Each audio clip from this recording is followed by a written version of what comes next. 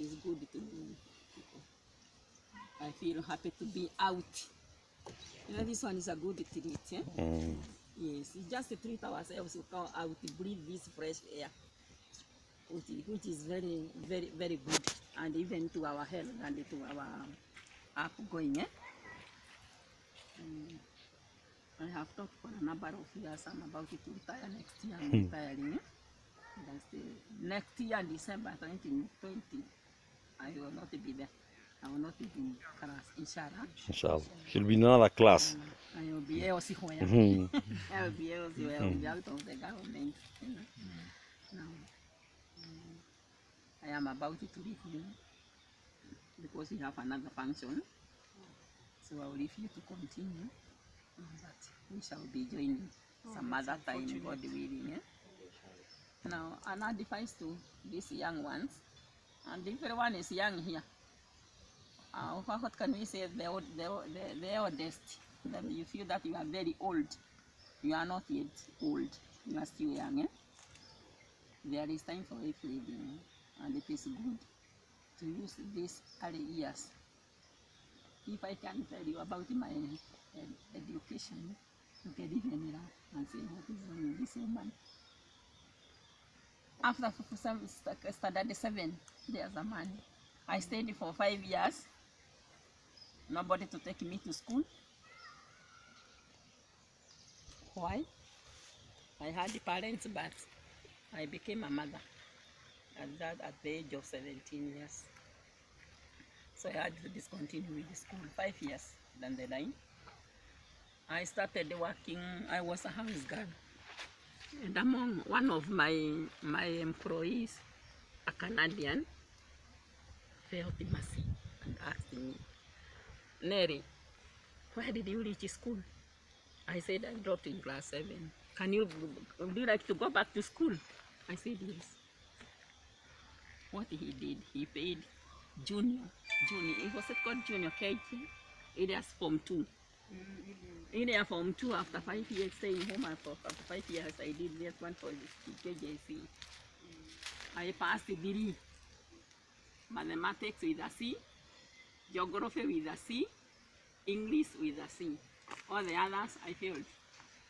So I passed the degree, and the pass mark to get a certificate was supposed to be 5 subjects. So he said so many people they are going through the classwork and they were not getting what you did. So I want you to go back to class. So I was taken to class from 3. So I did not learn Form 1. I never stepped a class in Form 2. I joined in Form 3. In Form 3 I learned for 2 years. That was in 1983. I did Form 3 and Form 4 in 1984. I had a strong lad division. People were willing to push me up now. I was taken to and now paying my school fees was not in hand. So I went to college. Then after college I was taken everywhere absorbed in the ministry. So I became a teacher now. For all those years from 1988, I had been teaching. I did not stop there. I joined 2004. I decided to go back to class. I went to KU. I did B.Ed, special education, and then the religious studies. When I was in KU, is when I knew that there is Islam. There is that introduction to Islamic. There was Hindu, there was ATR, and the Christianity. I was already a Christian. So when I learned about now the introduction to Islam, is when I decided to do Islam. So there is a lot good in Islam. So I said I wanted to know about this religion. So I did the Islam IRI. I did, and after I graduated, after finishing, is when at home I decided there was a pull in me. Now I have already known I don't feel to be in Christianity. I don't want to be longer in Christian. So I decided to join to be a Muslim. A force was pulling me. So I just decided, and I moved to go and look for Islam. Yeah, next to me, where I was staying, I asked whether there is a mosque near or Muslims. I was told there is a mosque about a right longer distance, and I went there. I went asking. I was told this is the mosque. Just next to the mosque, there was a lady, and it is still there with a kiosk. It's called Mama Hamza. So I went to the kiosk. Mama, kamwambia habari mama. Said, Mama, I'm sorry sana. I want to become a Muslim. She was very happy. She opened the gate and I entered. So we talked. She called her daughter, Shahada. I said it. I was told to go and bathe. And now that is under the process. And there I became a Muslim. She directed me where I should go to learn about Islam. I went to Jamia Mosque. That is where I learned. Then I started now learning, adding on what I had learned. On what I had learned now in university.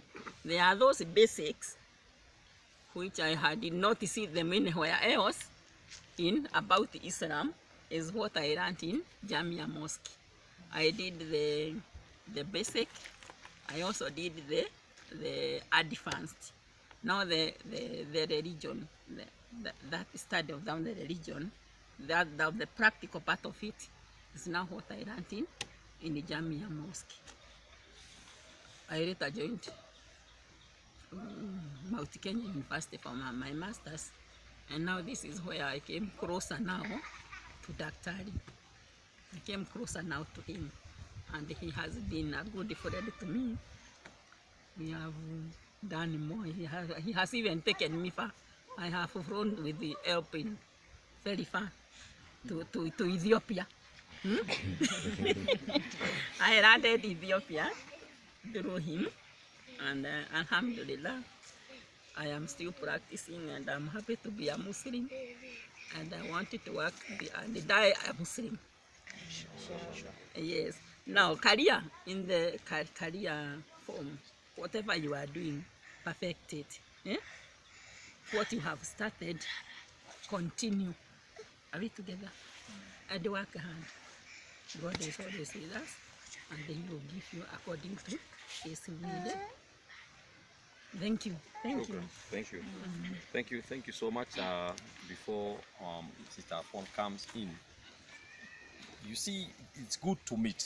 People don't know. Meetings are very important. You know, many Muslims take many things for granted. I'm talking about Muslims first, because personally I do counseling sessions, and counseling sessions sometimes they are very basic things. Many times we don't do much, but when I counsel Christians, these children of Wazungu, they give me 3,000 per hour, and sometimes they add me. They say, the children are so happy, come again, they give me even 5,000. But when we meet as Muslims are known, sorry to tell you, but it's it's a true story about Kenya especially. They take things for granted, you know. They take things for granted, and there is a lot I'll talk about to Muslims. For example, when I look at the number of the first students in the country, I cry. It's not a joke. For some people, it's nothing. To me, it's something. From 1 to 20, there's no Muslim student. It's a big problem, brother. I think you realize that. Yes, yes. To me, those are things I look at. But you see, Muslims have not yet known who is better in them, who can assist their children, and that's why some of the students who come top 20 there, I can know some of them who came to me. And they have been coming to me, I've been their mentor, their parents tell me, be the mentor of our children. They bring them to me many times to talk to them. When you come to the University of Nairobi, many times there are many Christian parents who come with their children. They tell their children that I should tell them my story. Because her story is like mine. Now the story she gave, she has never told me. You see, that's why it's good to meet people. Her story and mine is the same. Me, I didn't go to secondary school. My parents, my father died when I was young. My mother had many challenges. And I entered Form 1 in third term. Form 1, third term. Those times were good. Right now, if you don't go by first semester, your place is gone. Those times, they could wait for you. So I went Chicago Boys High School, Form 1 in third term. Form 2, I studied for 2 weeks. And I dropped out of school because of school fees. Alhamdulillah, I became an imam for many years, and now I returned back to school in Form 4 to sit for the exam. And I thank God. People who hear where I am now, many of my friends keep on saying that he bought the degrees. Many. You know, they can't understand it. How can someone, for you, you go to school 4 years, you are there every time, then you get a D. It's a shame, but you know, God, I always say, I don't like saying it. Many children don't feel good when you say it. But I think what they don't have is motivation. You know, if you have motivation and dedication and commitment, 3 things, motivation, dedication, commitment, you'll get anything in this world. Anything. But if you don't have those things, you cannot go anywhere in this world. Her story is, on mine is the same. Now, I'm a PhD holder. I thank God I'm back to school. I'm taking law now. It's a journey. It's not easy. It's not easy at all. To my family, to myself, not easy. Right now I'm supposed to be in Mombasa, but I can't go because I'm supposed to go back to court on Monday for clinicals. That's how education is. It's not easy. I want to be in Mombasa, but I have to be in court. And that's why we need always to meet with these youngsters. There's a lot they don't know. You know, they take things for granted. Your mother pays for you school fees. You go back home, unakuja kiflaps, unacheza. We just look at you and say, maskini. But what we have learned from her, please take it. And inshallah, may Allah bless you, Sister Fatima. I must thank you so much because you have been with me along the journey. Because even as you go up, you still need people who appreciate you to keep on appreciating others. Because there are many people we assist in this world who will never come back even to say thank you. My people know. People come to my house even on Saturday. You can come on Saturday at home, you find even 10 people waiting for me outside. Everyone with their own problems. Some with debt, some with this. You assist them, some even disappear. And one story before I finish, there is a person who used to come to me every time. He had a lot of problems. 2 people. One of them had even a divorce challenge with the wife. And alhamdulillah, I fought for that marriage. It's still on after 10 years when he had broken. And even with that, I advised them on how to make money.